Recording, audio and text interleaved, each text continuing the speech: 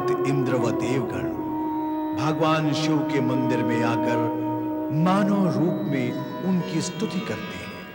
हिरण्याक्ष माता दिति को अपनी विजय की सूचना देता है तो दिति उसे पृथ्वी को पाताल लोक में ले जाने का आदेश देती है, जहां देवगण व ऋषिगण पर असुरों के अत्याचार देखकर दिति व हिरण्याक्ष प्रसन्न होते हैं। शिव पार्वती ये देखकर श्री हरि विष्णु को प्रेरित करते हैं। वे वाराह अवतार में पाताल लोक जाकर हिरण्याक्ष का वध करके दैत्यराज माता, महाबली हिरण्यकश्यप ने पृथ्वी को विजयी करके सिंहासन ग्रहण कर लिया है।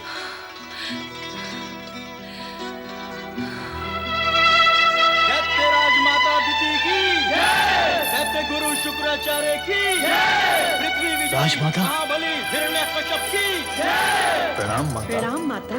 पृथ्वी विजयी हिरण्यकश्यप, अब तुम त्रिलोक विजयी बनो, ये मेरा आशीर्वाद है। प्रणाम दैत्य गुरु। यशस्वी भव।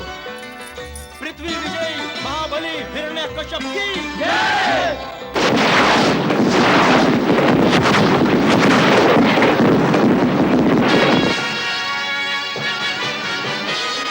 महाप्रतापी महाबली दैत्यराज हिरण्यकश्यप की जय, दैत्यराज हिरण्यकश्यप की जय, दैत्य गुरु शुक्राचार्य की जय। दैत्यवीर, दैत्य गुरु शुक्राचार्य की बधाई स्वीकार करो।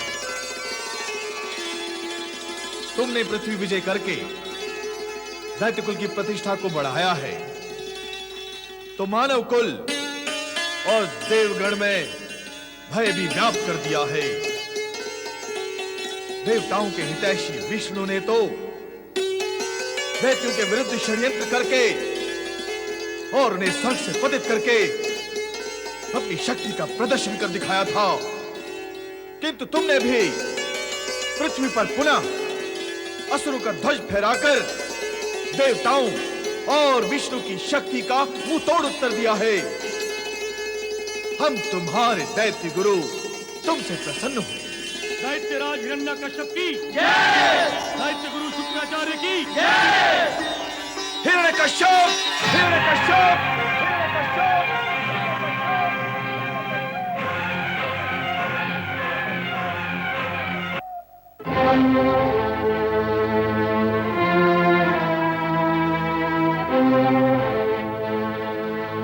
आज्ञा करे गुरुवर। कोई आज्ञा नहीं, केवल सूचना है। सूचना तुम्हें सावधान करने की। कैसी सूचना गुरुवर? हिरण्यकश्यप, तुम्हें शीघ्र ये राज सिंहासन त्यागना होगा।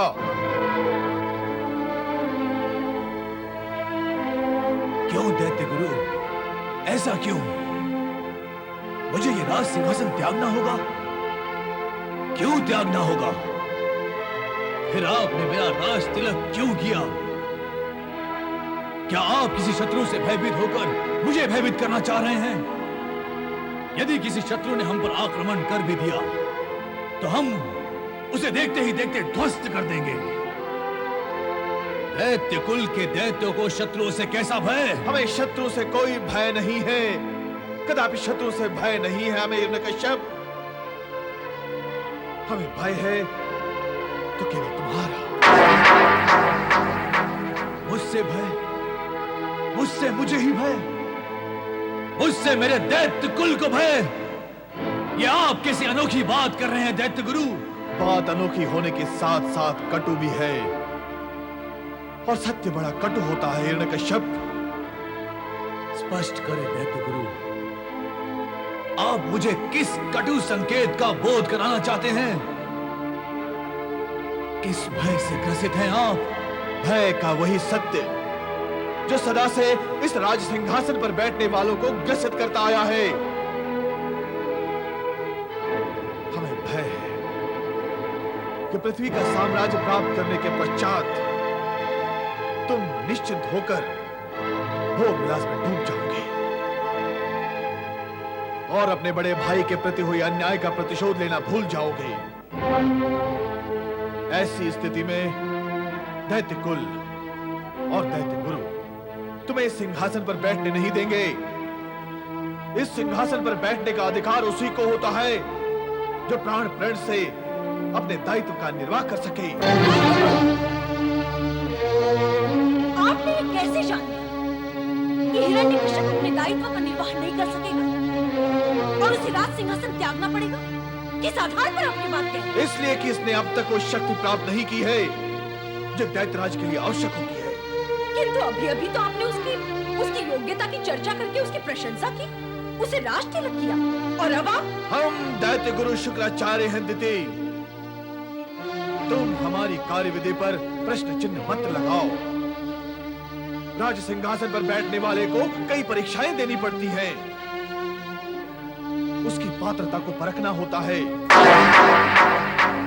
गुरु होने के नाते यह हमारा कर्तव्य है कि दैत्य कुल की प्रतिष्ठा का विचार करते हुए हम यह भी विचार करें कि इस राज सिंहासन पर बैठने वाला पुनः स्वर्ग पर अधिकार कर सकेगा अथवा नहीं।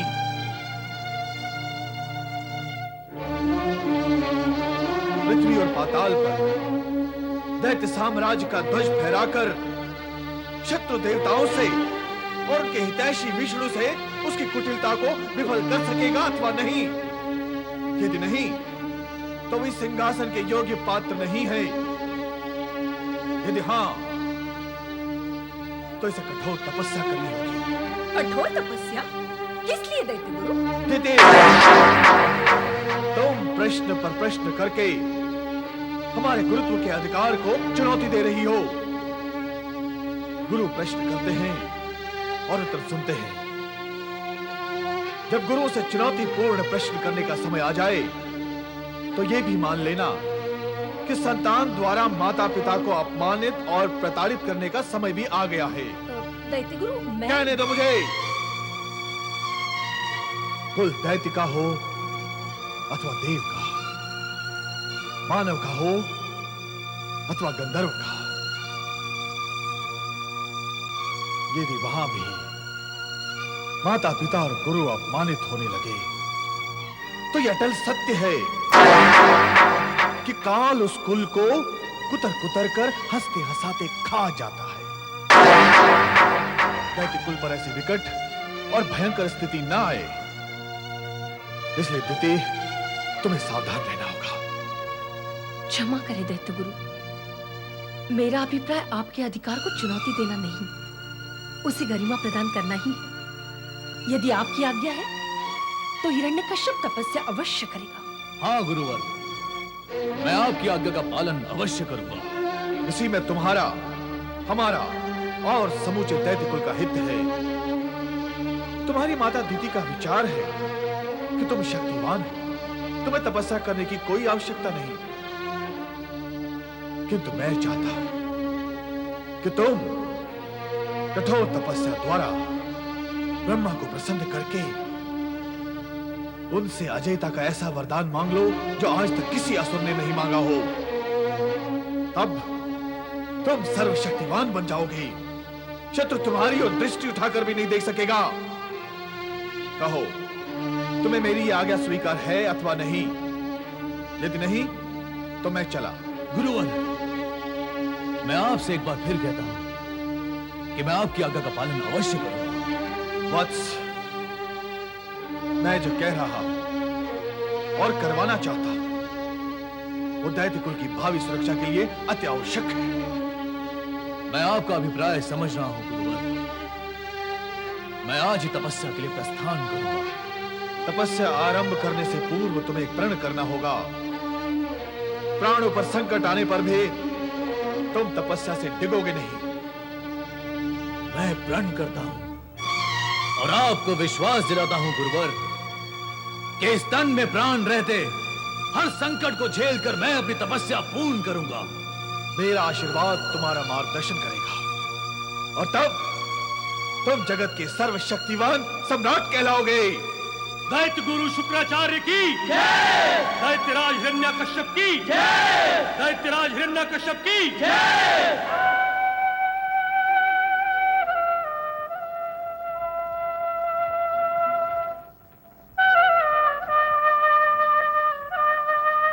मुझे आशीर्वाद दे माता कि मैं शीघ्र ही अपनी तपस्या पूर्ण करके आपके चरणों में वापस लौटा।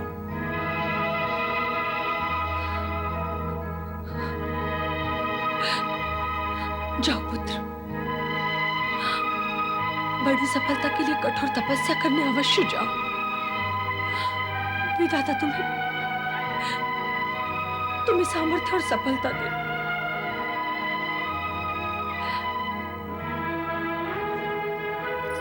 मेरे लौटने तक तुम दोनों माता का ध्यान रखना।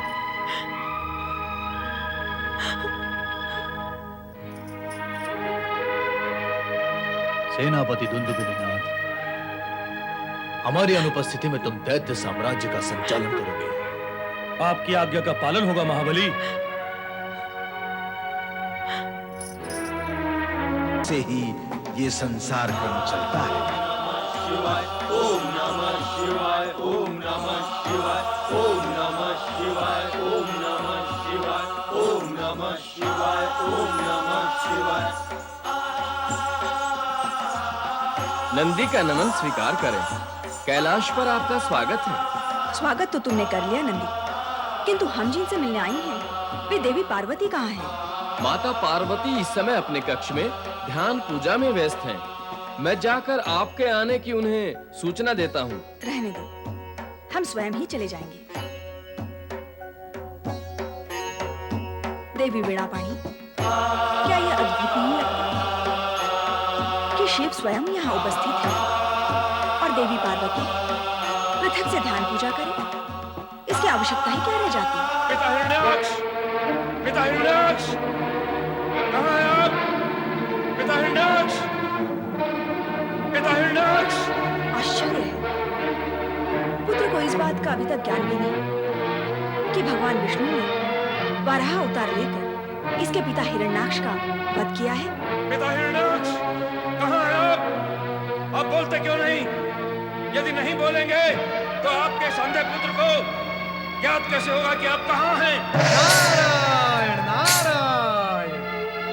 अंधकासुर, अपने पिता हिरण्याक्ष को पुकार कर अब कोई लाभ नहीं होगा, क्योंकि अब वो नहीं आएंगे। क्यों नहीं आएंगे? मैं उनका पुत्र हूँ, वो मेरे पिता हैं। पुत्र की पुकार सुनकर वो क्यों नहीं आएंगे? बोलो, क्यों नहीं आएंगे? वो अवश्य आएंगे। परंतु तुम कौन हो? क्या जानते हो मेरे पिता हिरण्याक्ष के बारे में? यही कि वो अब कभी नहीं आएंगे, क्योंकि वो अब इस जीवन लोक में नहीं, मृत्यु लोक में जा चुके हैं। झूठ बोलते हो तुम, शत्रु हो तुम मेरे और मेरे पिता के। तुम नहीं चाहते कि ये पुत्र अपने पिता से मिल सके। मेरे पिता मर नहीं सकते, कभी नहीं मर सकते। वो वरदानी है, वरदानी है वो। शांत हो जाओ अंधकासुर, शांत हो जाओ। भगवान भोलेनाथ ने यदि तुम्हें नेत्र दिए होते तो तुम स्वयं अपनी आंखों से देखकर इस सत्य को जान सकते। नहीं, नहीं, झूठ बोलते हो तुम, झूठ बोलते हो तुम।